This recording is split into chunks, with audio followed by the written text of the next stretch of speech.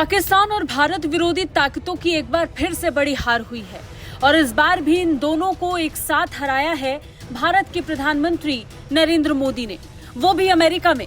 दरअसल अमेरिका में प्रधानमंत्री मोदी राज्य के दौरे पर पहुंच गए, लेकिन अमेरिका में ही कुछ पाकिस्तानी और कुछ भारत विरोधी तत्व प्रधानमंत्री नरेंद्र मोदी की यात्रा सही से होने देना नहीं चाहते हैं और इसके लिए उन्होंने अपना दांव चल दिया है। चलिए अब जान लेते हैं कौन कौन शामिल है भारत विरोधी एजेंडे में। तो इसमें पहला नाम है प्रमिला जयपाल का, जो उतर गई है प्रधानमंत्री नरेंद्र मोदी के खिलाफ और चला रही हैं भारत विरोधी कैंपेन। जबकि दूसरे नंबर पर हैं इल्हान उमर, जो पाकिस्तान परस्त हैं और उन्होंने एक बार फिर से भारत के खिलाफ जहर उगला है। सबसे पहले प्रमिला जयपाल, जो अपने भारत विरोधी एजेंडे के लिए सबसे ज्यादा चर्चाओं में रही हैं, उसने प्रधानमंत्री मोदी के अमेरिका दौरे को लेकर क्या खेल किया वो जान लेते हैं। दरअसल प्रमिला ने 70 सांसदों से एक पत्र पर साइन करवाया, जिसमें लोकतंत्र और मानव अधिकारों के मुद्दे पर प्रधानमंत्री मोदी की आलोचना की गई।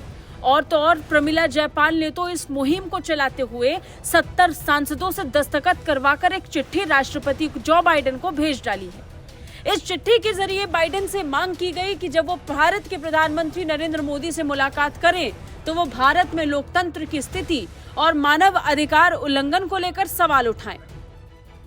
जानकारी के मुताबिक अमेरिका के 70 सांसदों ने, जिनमें सेनेटर्स और संसद के प्रतिनिधि शामिल हैं, स्वतंत्र विश्वसनीय रिपोर्ट्स की एक श्रृंखला भारत में राजनीतिक स्थान के सिकुड़ने, धार्मिक असहिष्णुता के बढ़ने, नागरिक समाज संगठनों और पत्रकारों को निशाना बनाने और प्रेस की स्वतंत्रता और इंटरनेट तक पहुंच पर बढ़ते प्रतिबंधों की ओर परेशान करने वाले संकेतों को दर्शाती है। प्रमिला जयपाल भारतीय मूल की अमेरिकी सांसद हैं और अमेरिका की उन सांसदों और नेताओं की फहरिस्त में आती हैं जो अपने भारत विरोधी एजेंडे के लिए जानी जाती हैं। अब बात करते हैं भारत की धुर विरोधी इल्हान उमर की। तो अमेरिका की मुस्लिम सांसद इल्हान उमर ने ट्वीट करते हुए कहा कि वो प्रधानमंत्री मोदी के भाषण के दौरान संसद का बहिष्कार करेंगी। इल्हान उमर ने जहर उगलते हुए लिखा कि प्रधानमंत्री मोदी की सरकार ने धार्मिक अल्पसंख्यकों का दमन किया है, हिंसक हिंदू राष्ट्रवादी समूह को गले लगाया है और पत्रकारों, मानव अधिकार अधिवक्ताओं को निशाना बनाया। इसलिए वे मोदी के भाषण में शामिल नहीं होंगी। ये पहली बार नहीं है और ना ही ये आखिरी बार होगा जब उमर ने पाकिस्तान के साथ अपने संबंधों का प्रदर्शन करते हुए अपने हिंदू विरोधी और भारत विरोधी पूर्वाग्रह दिखाती रही है।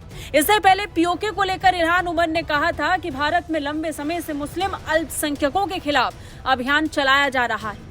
उन्होंने तब यहाँ तक कह दिया था कि भारत में मुस्लिम होना अपराध जैसा है।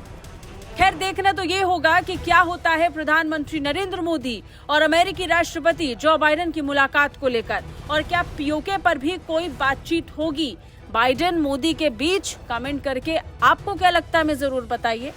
ब्यूरो रिपोर्ट, भारत तक।